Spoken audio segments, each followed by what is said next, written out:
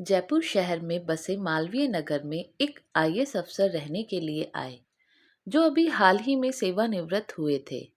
ये retired IAS अफसर हैरान परेशान से रोज शाम को पास के पार्क में टहलते हुए अन्य लोगों को तिरस्कार भरी नजरों से देखते थे और किसी से भी बात नहीं करते थे।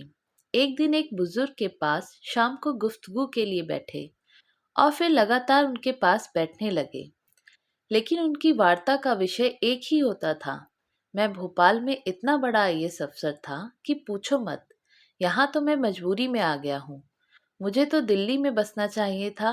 और वो बुजुर्ग प्रतिदिन शांतिपूर्वक उनकी बातें सुना करते थे। आईएएस अफसर की रोज रोज घमंड भरी बातों से परेशान होकर एक दिन उस बुजुर्ग ने उनसे पूछा कि आपने कभी फ्यूज बल्ब देखे हैं? बल्ब के फ्यूज हो जाने के बाद क्या कोई देखता है कि बल्ब किस कंपनी का बना हुआ था, या कितने वाट का था, या उससे कितनी रोशनी होती थी? बुजुर्ग ने कहा कि बल्ब के फ्यूज होने के बाद इनमें से कोई भी बात बिल्कुल भी मायने नहीं रखती है। लोग ऐसे बल्ब को कबाड़ में डाल देते हैं। मैं सही कह रहा हूं कि नहीं? फिर जब उन रिटायर्ड आईएएस अधिकारी महोदय ने सहमति में सिर हिलाया, तो बुजुर्ग फिर बोले, रिटायरमेंट के बाद हम सबकी स्थिति भी फ्यूज बल्ब जैसी हो जाती है। हम कहाँ काम करते थे, कितने बड़े पद पर थे, हमारा क्या रुतबा था, यह सब कोई मायने नहीं रखता।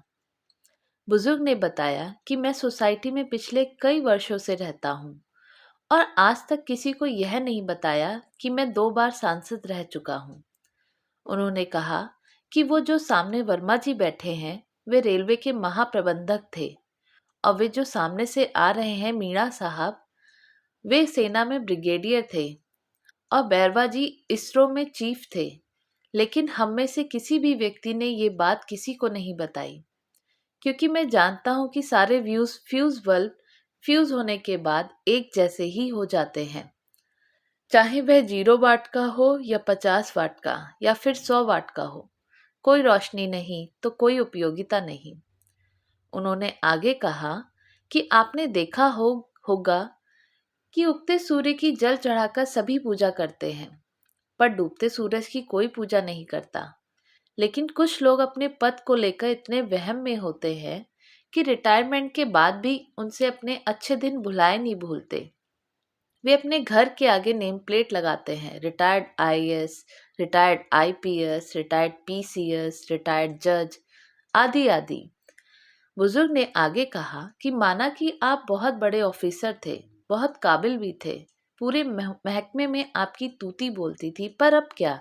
अब यह बात मायने नहीं रखती है, बल्कि मायने यह रखता है कि पद पर रहते समय आप इंसान कैसे थे। आपने आम लोगों को कितनी तवज्जो दी, समाज को क्या दिया, मित्र बंधुओं के कितने काम आए, समाज में कितने लोगों की मदद की, या फिर सिर्फ घमंड में ही ऐठे रहे। बुजुर्ग आगे बोले कि अगर पद पर रहते हुए कभी घमंड आए, तो बस याद कर लेना कि एक दिन आपको भी फ्यूज होना है। दोस्तों, यह कहानी उन लोगों के लिए एक आईना है जो पद और सत्ता में रहते हुए कभी अपनी कलम से किसी का हित नहीं करते, और रिटायरमेंट होने के बाद ऐसे लोगों को समाज की बड़ी चिंता होने लगती है। अभी भी वक्त है, हमारी इस कहानी को पढ़िए, चिंतन करिए तथा समाज की यथासंभव मदद कीजिए। अपने पद रूपी बल्ब से समाज व देश को रोशन करिए, तभी रिटायरमेंट के बाद समाज आपको अच्छी नजरों से देखेगा और आपका सम्मान करेगा। तो दोस्तों, कहानी कैसी लगी आपको हमें कमेंट करके बताइएगा। चैनल पे नए हैं तो सब्सक्राइब जरूर करिएगा और वीडियो को लाइक एंड शेयर भी करिएगा। धन्यवाद।